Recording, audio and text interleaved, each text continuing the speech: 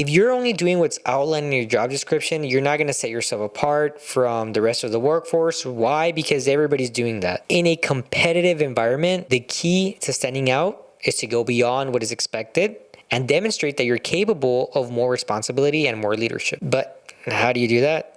What makes somebody more promotion worthy? How do you actually get there? Well, number one of the biggest differentiators here is proactivity and initiative, like I mentioned before. Waiting for tasks to be assigned to you or even only completing the tasks that you're given may not be enough, especially in a very competitive market. This is where you need to put yourself in the position of your boss, and that's something that I always do, and something that I was taught when I was 18 years old in the Marine Corps, is to do the role of the person above you.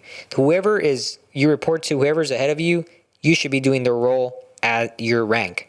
That was like engraved to me, and I took it with me in the civilian side, and I think it worked very well because I have a fairly well position.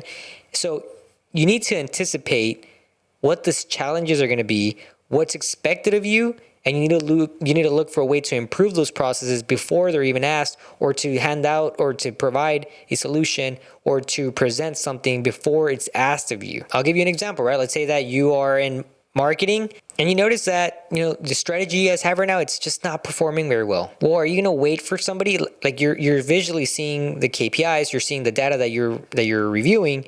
Are you going to wait for somebody to tell you, hey, you need to figure out a way to solve this. Why are we doing so bad this quarter? Why is this month lower than the last? No, you should take the initiative to analyze that data that you have, and you need to create a plan. You should create a plan. This type of initiative will have you be seen as a problem solver, not as somebody who identifies problems, because there's a difference between saying, hey, look at the data, it's really bad, and saying, hey, look at the data, it's really bad. Here is what I propose. What do you think? And it doesn't have to be perfect. It doesn't have to be correct. Your boss doesn't have to necessarily agree 100% with it, but it's kind of a way for them to see where you're at and that you are thinking, that you're a forward thinker and that you're critically thinking of ways to solve issues.